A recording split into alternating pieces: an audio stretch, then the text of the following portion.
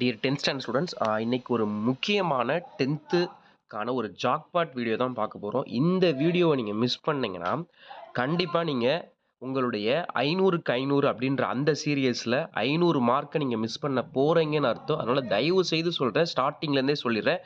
Full வீடியோவை skip பண்ணாம பாருங்க. ஒவ்வொரு மினிட்ஸ், ஒவ்வொரு செகண்ட்ஸும் ரொம்ப ரொம்ப இம்பார்ட்டன்ட். 10th மேக்ஸ் இன்னைக்கு நம்ம பார்க்க போற வீடியோ ரொம்ப இம்பார்ட்டன்ட். ரொம்ப ரொம்ப இம்பார்ட்டன்ட். இதுவரைக்கும் நீங்க 10th மேக்ஸ் பார்த்த வீடியோ ரொம்ப ரொம்ப இம்பார்ட்டன்டான வீடியோ. 10th மேக்ஸ்ல நீங்க சென்டம் எடுக்கிறதுக்கு முக்கியமான ஒரு கீ இங்கே தான் இருக்கு. இந்த கீயை நீங்க பார்த்தா தான் உங்களால ஃபுல்லா எடுக்க முடியும். ஆக்சுவலா பார்த்தீங்கன்னா, நம்ம வந்து புக்கில் இருக்க எல்லா சம்ஸையும் ஒர்க் அவுட் பண்ணிடுறது பெரிய விஷயம் இல்லை. பேப்பரில் போய் கடைசியாக ப்ரெசென்ட் பண்ண போகிறோம். அங்கே தான் மிஸ்டேக்ஸ் என்ன பண்ண போகிறோம்னு. அப்படி தான் இன்றைக்கி ஒரு பேப்பர் நம்ம பார்க்க போகிறோம். முதல்ல வீடியோக்குள்ளே போகிறதுக்கு முன்னாடி ஏற்கனவே சொன்னது தான், தயவு செய்து எல்லோரும் சப்ஸ்கிரைப் பண்ணிட்டு பாருங்கள். பார்க்குறதுல 90% பேர் சப்ஸ்கிரைப் பண்ண மாட்டேங்க, லைக் பண்ண மாட்டேங்க. இந்த வீடியோவுக்கு அதிகமான லைக்ஸ் 1000 லைக்ஸ் மேலே வந்துச்சுன்னா 10th மேக்ஸ்க்கான கோல்டன் 5 மார்க்ஸ் வீடியோ போடலான்னு இருக்கும். அதனால் தயவு செய்து மிஸ் பண்ணாமல் பாருங்கள். ரொம்ப இம்பார்ட்டன்ட் வீடியோ.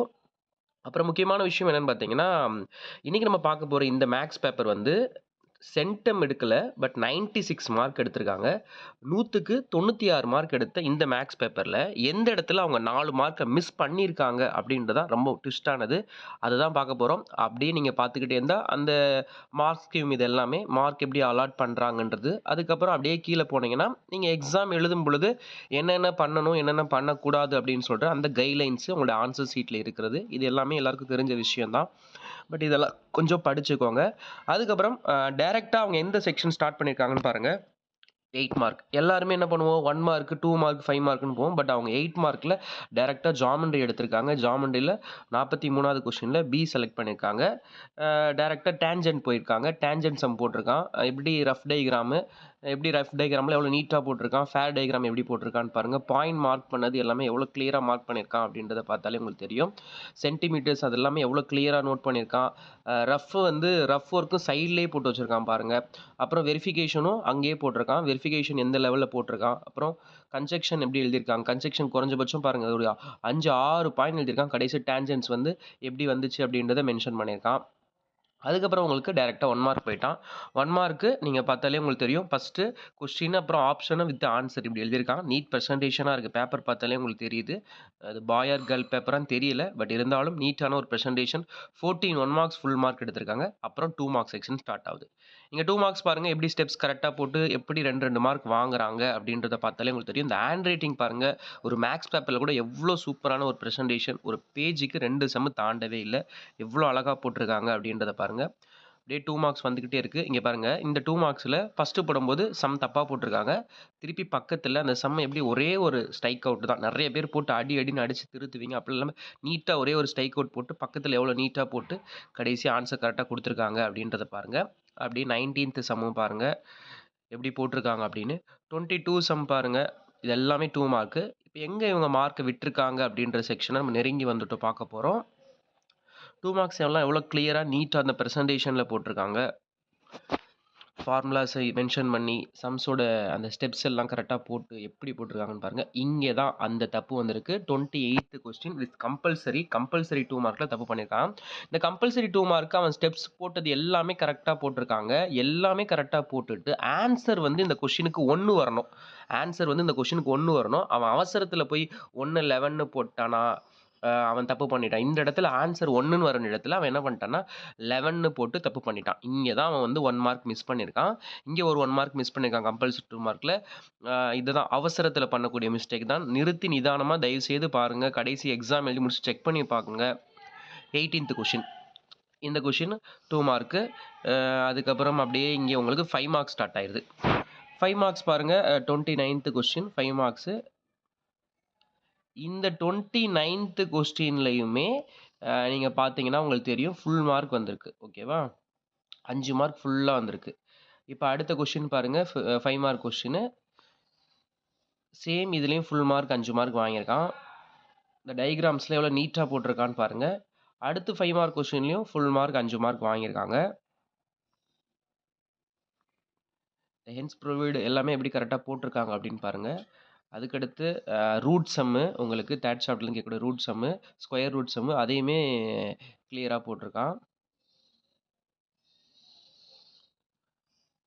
அதுக்கப்புறம் குவாடிலைசர் சம்மு, அந்த சம்முமே பாருங்கள் உங்களுக்கு எப்படி கரெக்டாக போட்டிருக்கான் அப்படின்னு சொல்லிட்டு யூனிட்ஸ்லாம் கரெக்டாக மார்க் பண்ணி மென்ஷன் பண்ணியிருக்காங்க. அந்த ஸ்கொயர் யூனிட்ஸ்லாம் கரெக்டாக எழுதணும். நிறைய பசங்க என்ன பண்ணுவாங்க, இந்த ஸ்கொயர் யூனிட் கடைசி ஆன்சரில் மென்ஷன் பண்ண மாட்டீங்க, அவசரத்தில் விட்டு போயிருவீங்க. பட் ஸ்கொயர் யூனிட்ஸ்லாம் எழுதணும், இல்லைன்னா வந்து உங்களுக்கு ஒரு ½ மார்க்கர் 1 மார்க் கூட கட் பண்ணுவாங்க. அதனால் தயவு செய்து நீங்கள் ஆன்சர்ஸை கரெக்டாக மென்ஷன் பண்ணுறதுல ரொம்ப ரொம்ப இம்பார்ட்டன்ட். இங்கேயும் 5 மார்க் கரெக்டாக வந்துருச்சு. இங்கே பார்த்தீங்கன்னா இந்த 5 மார்க்குக்கு உங்களுக்கு 4 மார்க் தான் வந்திருக்கு. ஏன் அப்படின்றது தான் பார்க்க போகிறோம். அவன் ஸ்டெப்ஸ் எல்லாமே கரெக்டாக போட்டு ஃபார்முலாலாம் கரெக்டாக மென்ஷன் பண்ணி ஸ்டெப்ஸ் எல்லாம் கரெக்டாக வந்திருக்கான். பட் இங்கே என்னன்னா உங்களுக்கு இங்கே ஃபைனல் ஆன்சரில் தப்பு பண்ணியிருக்கான். அதுதான் இப்போ ரொம்ப ட்விஸ்டானது. ஃபைனல் ஆன்சர் வந்து அவன் 4851 சென்டிமீட்டர் கியூப்னு போட்டிருக்கானா, ஆனால் ஆன்சர் என்ன வரணும்னா 4850ன்னு வரணும். புரியுதா? 4850 சென்டிமீட்டர்ஸ் கியூப்னு வரணும். அவன் 4851ன்னு போட்டாங்க. இங்கே சின்னதாக ஒரு மிஸ்டேக்னால இங்கே 1 மார்க் போயிருக்கு. இது வரைக்கும் 2 மார்க் போயிருக்கு. அதுக்கப்புறம் அடுத்த 5 மார்க்லேயே பாருங்கள் 41வது சம். சேம் இதுலேயும் என்னென்னா ஸ்டெப்ஸ் எல்லாம் கரெக்டாக போட்டிருக்காங்க. இங்கே என்ன பண்ணிட்டாங்கன்னா, இங்கே வந்து ரொம்ப ஒரு அவசரத்தில் பண்ண தப்பு தான் நினைக்கிறேன். கவனிக்காமல் கொஷினை ஒழுங்காக ரீட் பண்ணாமல் பண்ண தப்பு. இங்கே என்னென்னா ஏ இன்டர்செக்ஷன் பின்னு கொடுத்துருக்கான். பட் ஆனால் இவங்க என்ன பண்ணிட்டாங்கன்னு நீங்கள் பாருங்கள். ஏ இன்டர்செக்ஷன் பிக்கு பழுது ஏ யூனியன் பி போட்டு வச்சிட்டான். அவசரத்தில் ஏ யூனியன் பி, அதான் கொஷினை சரியாக கவனிக்காமல் ஏ இன்டர்செக்ஷன் பிக்கு பழுது ஏ யூனியன் பி பண்ணிட்டதுனால அப்படியே இந்த இடத்துல மார்க் போச்சு. அவங்க சைட்லேயே மென்ஷன் பண்ணியிருக்காங்க பாருங்களேன், ஏ இன்டர்செக்ஷன் பி அப்படின்னு சொல்லிட்டு. ஏ இன்டர்செக்ஷன் பி ஏன் போடலன்ற மாதிரி கொஷின் மார்க் போட்டு மென்ஷன் பண்ணியிருக்காங்க. பட் ஆனால் இங்கே அவன் என்ன பண்ணிட்டான், ஏ யூனியன் பி போட்டு ஆன்சரை போட்டான். அதனால் இங்கே அதுதான் தப்பாச்சு. அதனால இந்த இடத்துலையும் மார்க்கு மிஸ் ஆயிடுச்சு. இந்த இடத்துல அவன் 2 மார்க்கை மிஸ் பண்ணிட்டான். அப்போ ஒரு 2 மார்க் கம்பல்சரியில் 1 மார்க்கு, ஒரு 5 மார்க்கில் ஒரு 4850 வர வேண்டிய இடத்துல 4851ன்னு போட்டதுனால ஒரு மார்க் மிஸ் ஆயிடுச்சு. இந்த இடத்துல வந்து ஏ இன்டர்செக்ஷன் பிக்கு பதில் ஏ யூனியன் பின்னு போட்டதுனால மார்க் போச்சு. இந்த மாதிரி தான் நிறைய சம்ஸில் நம்ம மார்க்கை மிஸ் பண்ணுறோம். தயவு செய்து நீங்கள் மேக்ஸ் ப்ரெசன்டேஷன் ரொம்ப ரொம்ப இம்பார்ட்டன்ட். ஒவ்வொரு சப்ஜெக்ட்டுக்குமே ப்ரெசன்டேஷன் ரொம்ப ரொம்ப இம்பார்ட்டன்ட். பட் ரொம்ப கவனமாக நீங்கள் போடணும், இல்லைன்னா இப்படி தான் ஆகும். அடுத்து வர 5 மார்க்ஸ் எல்லாமே கிளியராக போட்டிருக்கான். உங்களுக்கு தியரம் எப்படி எழுதியிருக்காங்கன்றதை பாருங்கள். அப்புறம் ஆட்டோமேட்டிக்காக உங்களுக்கு ஃபைனலாக என்னது கிராஃப் போட்டிருக்கான். கிராஃபோட அந்த டேபிள் எப்படி போட்டிருக்கான், கரெக்டாக போட்டிருக்கான். ஸ்கேல் எழுதுனதெல்லாம் கரெக்டாக எழுதியிருக்கான் பாருங்கள். உங்களுக்கு இங்கே மார்க் வந்துடுச்சு. ஓகேவா? ஓகே, இதே மாதிரி உங்களுக்கு மற்ற சப்ஜெக்டோடைய வீடியோஸும் வேணும்னா மறக்காமல் நம்மளுடைய சேனலை சப்ஸ்கிரைப் பண்ணி வச்சுக்கோங்க. வீடியோஸ் பார்க்குற எல்லாருமே தயவுசெய்து சப்ஸ்கிரைப் பண்ணுங்கள், லைக் பண்ணுங்கள். இந்த வீடியோ உங்கள் ஃப்ரெண்ட்ஸ்க்கும் ஷேர் பண்ணுங்கள். முன்னாடியே சொன்னதான், இந்த வீடியோவுக்கு 1000 லைக் கண்டிப்பாக வந்துச்சுன்னா 10th மேக்ஸுக்கான 5 மார்க், அந்த 10 5 மார்க்கும் நீங்கள் எப்படி அட்டன் பண்ணுறது வித் கம்பல்சரியோடுன்றது இம்பார்ட்டன்ட் பிடிஎஃப் சீக்கிரமாக உங்களுக்கு போடுவோம். பட் ஆனால் 1000 லைக் வந்தால் தான் அந்த வீடியோ போட போகிறோம். அது தயவுசெய்து 1000 லைக் வரதுக்கு உங்கள் ஃப்ரெண்ட்ஸ்க்குலாம் ஷேர் பண்ணி நீங்களும் வீடியோ பார்க்குற எல்லாமே கண்டிப்பாக லைக் பண்ணுங்கள். இந்த வீடியோ ஃபுல்லாக பாருங்கள், மிஸ் பண்ணிடாதீங்க. ஏன்னா அப்போ தான் எந்தெந்த இடத்துல ஸ்டெப்ஸில் நம்ம தப்பு பண்ணுறோன்றது தெரிஞ்சுக்க முடியும். கண்டிப்பாக நெக்ஸ்ட் ஒரு வீடியோவில் உங்களை பார்க்குறேன். தேங்க்யூ.